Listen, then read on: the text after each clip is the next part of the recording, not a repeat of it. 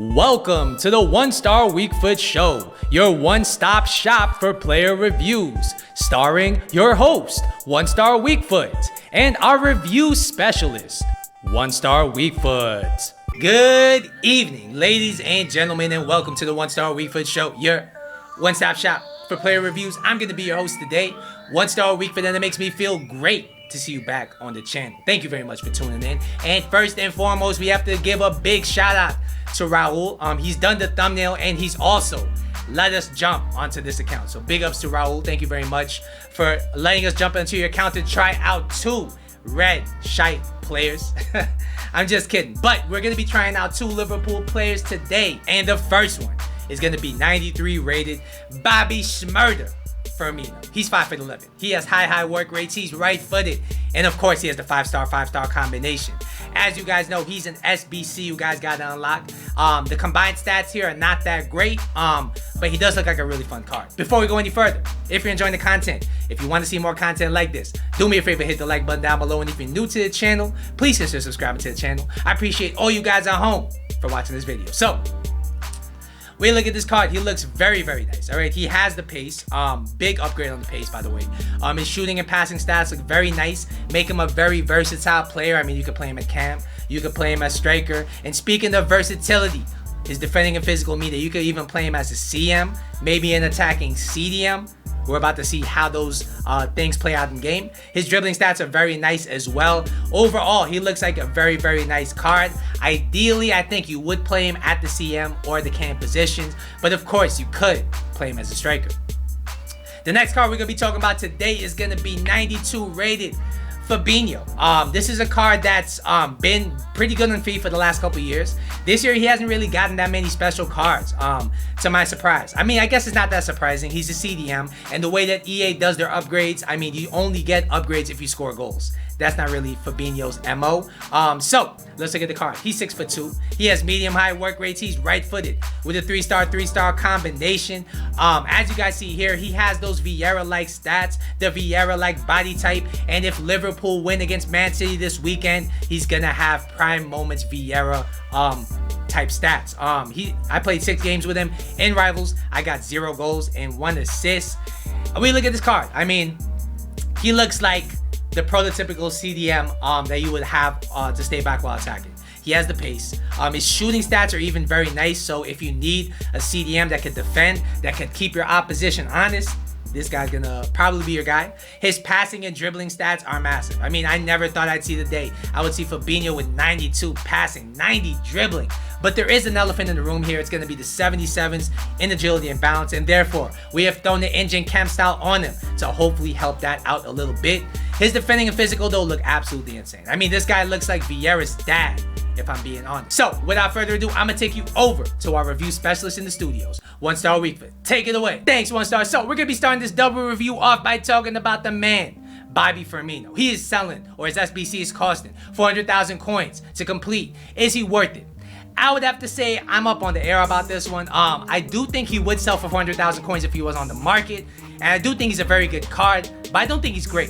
We're going to break down the stats though so you know exactly what to expect. So, first we're going to talk about his pace. He has 88 pace. And in game, I was kind of surprised. I mean, he was able to beat the defensive line more often than not. He accelerated pretty effectively out of the skill moves, but he does lack that top end separation pace. And what I mean by that is once he's in behind, he'll get caught up by the faster defenders on this game.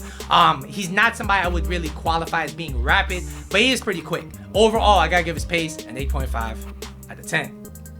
Next, I want to talk about shooting, and I have a few things to say here. All right, the first thing I'm going to say is his attack positioning was absolutely brilliant. I know he has high work rates, and therefore that might hinder him offensively, but I didn't really find that to be the case. His 97 attack positioning meant that he was very intelligently positioned, even when I had him on balanced instructions.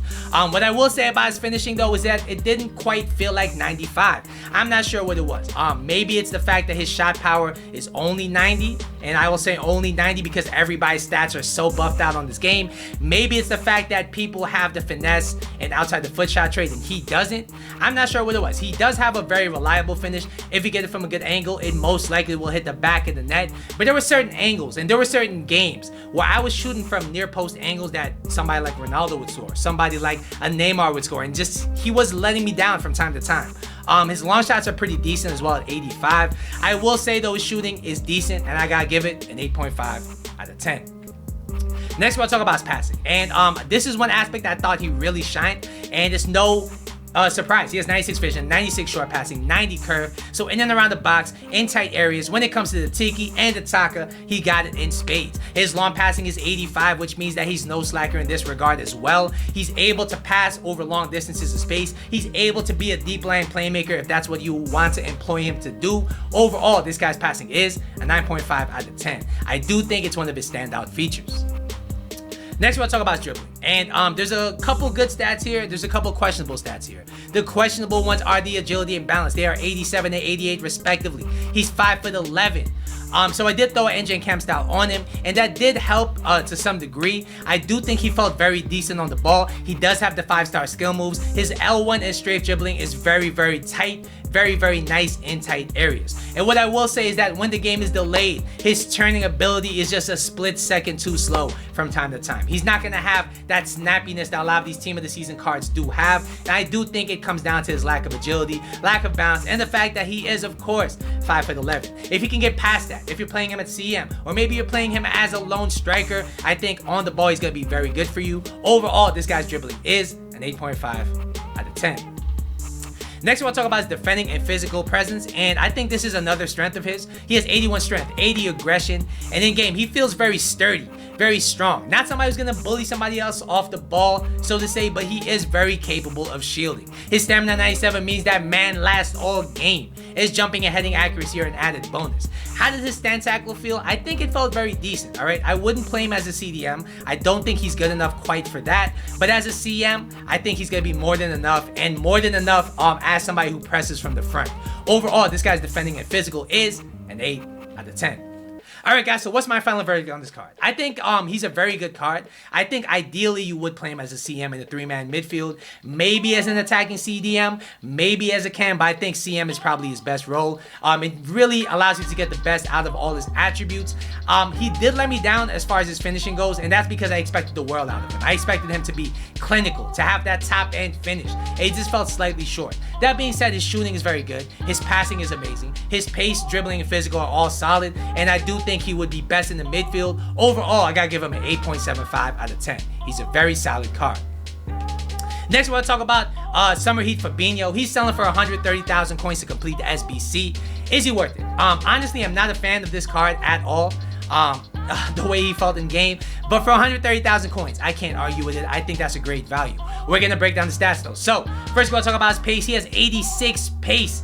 And this, I don't know, this stat feels fake. Honestly, he felt very sluggish, kind of hard to get moving, very lumbering. When I was tracking up and down the pitch with him, comparing him to somebody like Flashback Allen, he just felt like he was a step too slow. A step too slow for somebody who likes to press like me. A step too slow for somebody who likes to play aggressive defensively. And that's something to keep in mind. Overall, this guy's pace is a 7.5 out of 10. Next, we'll talk about his passing and dribbling, because I didn't really get to test his shooting that much. And his passing and dribbling, I think, are very good.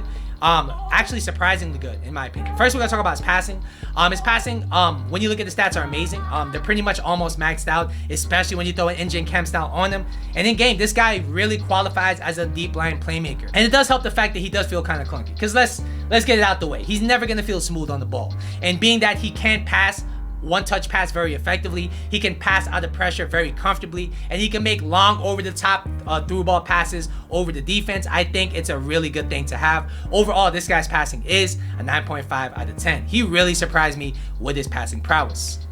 Next, we're going to talk about his dribbling. And like I said, his agility and balance is kind of mediocre. 77s in both stats. He's 6'2". How did it affect him in game? And what I will say is that he didn't feel unusable. He felt decent on the ball, especially if the gameplay was good. He did feel capable of dribbling out of the press in certain scenarios. What I will say though is that when the gameplay is delayed, dear Lord, this guy cannot dribble at all. He can't turn. His actual dribbling stats are good though. He has 98 composure, 88 dribbling, 95 ball control. And so therefore his strafe dribbling is surprisingly smooth. He's able to keep the ball very close to his body when you're left stick dribbling. If you don't do too much with him, I think he's gonna be fine. Overall, this guy's dribbling is a 7.5 out of 10. Finally, we'll be talking about his defending and physical. And honestly, he didn't really play up to his stats. I mean, he has the stats of a Vieira. And if you play Vieira next to Fabinho, you'll see a huge difference. First, we're going to talk about his interceptions. I think this is his strong suit. He really broke up play very effectively. Whenever he was in position, he was able to really get his legs on the ball. He has those Vieira type spider legs. It really helped him. What I will say though is that he did feel kind of flimsy going into the challenge. I'm not sure what it is. Maybe it's his body type. His challenge felt decent, but nothing more than that. It wouldn't really suggest that he had 96 stand tackling, 90 strength, 95 aggression. I'm not sure what it is, but he didn't really feel like that. That being said, when he's in position, he's decent. He could put the challenge in. If you know what you're doing as far as defending goes, he's probably not going to let you down. He's just not as standout as the stats would describe. He has 98 stamina, as I said, and that's very good to have as well. His 90 strength and 95 aggression, like I said, he just didn't feel that strong. He felt more like he had strength in the 85 range. Same thing with his aggression. His jumping and heading accuracy is a very nice thing to have. He did tend to win headers. Overall, his defending and physical is an 8.5 out of 10. All right, guys, so what's the final verdict on this card? I think he's worth it alone for the fact that he is 130,000 coins. He will probably beat Man City this weekend, and he will become a much better card. But there are a bunch of disappointing things about this card. His pace felt kind of slow. His defending and physical, while very good, were underwhelming. I expected an amazing defender, and I got a very good one instead. His passing was surprisingly good, though. His dribbling was decent, and he does have a decent shot on him, so if he overlaps, he will be able to do a job. So overall, I gotta give him an 8 to 8.5 out of 10. I think he's a usable card, but he does have some deficiencies that need some upgrading. All right, guys, so that's going to be my double review today. Hopefully you guys enjoyed it. Once again, don't forget to like and subscribe. I'll see you guys in the next episode, but until then,